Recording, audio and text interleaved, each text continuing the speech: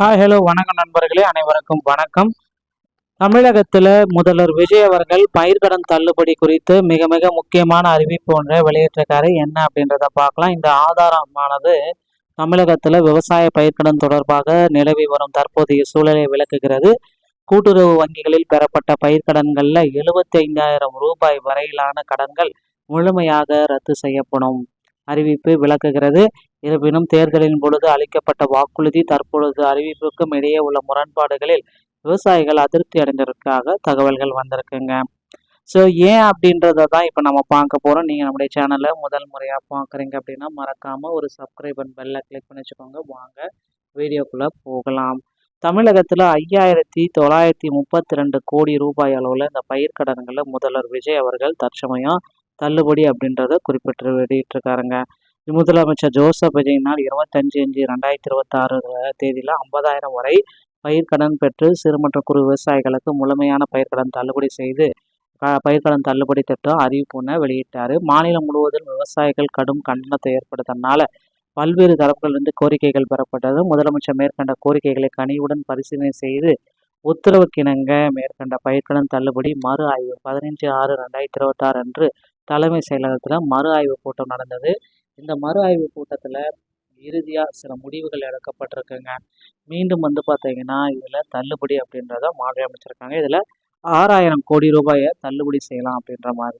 இந்திய ரிசர்வ் வங்கி 28/11/2025 தேதி அரசு கடன் தள்ளுபடி திட்டங்களுக்கான ஒரு மாதிரி செயல்பாட்டு நடைமுறை வெளியிட்டிருக்காங்க. பயிர்க்கடன் தள்ளுபடிக்கான முழு தொகையும் அரசானது 45 to 60 நாட்களுக்குள் செலுத்த வேண்டும் என வழிகாட்டுதல் படியும் தமிழ்நாடு அரசின் இன்றைய நிதிநிலை மற்றும் நிதி ஆரங்கள் ஆகியவற்றை கருத்தில் கொண்டு இக்கட்டான சூழலில் கூட்டுறவு வங்கிகளில் 1/5/2025 முதல் 28/2/2026 வரை பயிர்க்கடன் பெற்ற 14.43 லட்சம் விவசாயிகளுக்கு சுமார் 6,000 கோடியை தள்ளுபடி செய்ய முதல்வர் விஜய் உத்தரவிட்டிருக்காங்க. இதில் 75,000 மட்டும்தான் ஸ்டார்டிங்.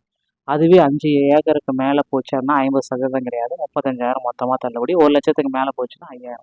ஸோ இந்த மாதிரி தாங்க இப்போ தள்ளுபடிக்கு உண்டான அறிவிப்பு வெளியிட்டிருக்காங்க. இதன் மூலம் கடந்த நிதியாண்டில் பயிர்க்கடன் பெற்ற அனைத்து விவசாயிகளுக்கும் அதிகபட்சம் 75,000 குறைந்தபட்சம் 35,000 பணமாக கிடைக்கும் அப்படின்றது குறிப்பிடத்தக்க ஒரு விஷயங்க.